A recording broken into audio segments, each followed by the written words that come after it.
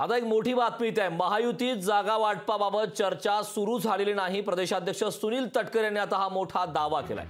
लोकसभेच्या 45 जागांचे उद्दिष्टे ठेवून लढणार आहेत सुनील तटकरे यांनी ही माहिती दिली। तर 14 जानेवारीला महायुतीची प्रत्येक जिल्ह्यात बैठक होणार आहे। महायुतीतील तिन्ही पक्षाचे प्रमुख हे बैठकीला उपस्थित राहणार आहेत। तर फेब्रुवारी महिन्यात महायुतीचा कोकण मेळावाही होणार आहे अशी प्रतिक्रिया सुनील तटकरे यांनी दिली आहे।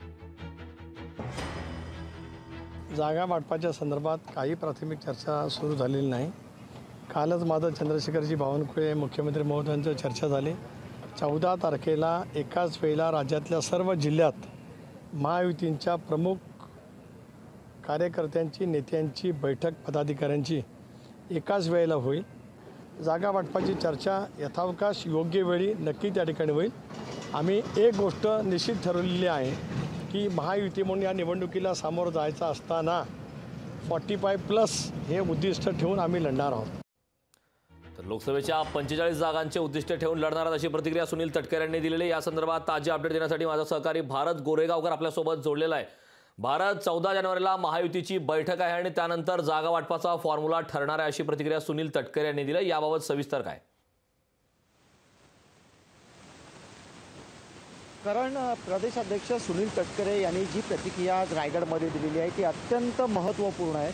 सर्वात महत्त्वाचं म्हणजे महायुतीमधून लोकसभेसाठी आत्तापर्यंत जागेचा फॉर्म्युला निश्चित झालेला नाही असा ठाम दावा प्रदेशाध्यक्ष सुनील तटकरे यांनी केलेला आहे। त्यामुळे जी शक्यता वर्तवली जाते भाजपाच्या वाटेला इतक्या जागा, शिंदे गटाच्या वाटेला इतक्या जागा किंवा अजित पवार गटाच्या वाटेला इतक्या जागा, तर त्याचा स्पष्ट शब्दामध्ये सुनील तटकरे यांनी या ठिकाणी इन्कार केलेला आहे।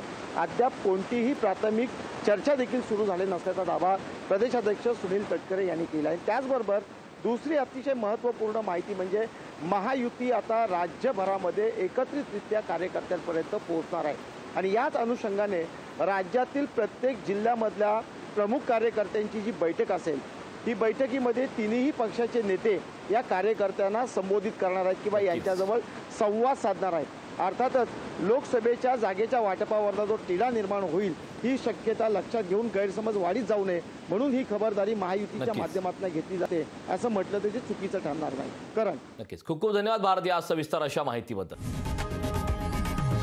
लोकशाही मराठी ऐका, पहा, जागरूक रहा।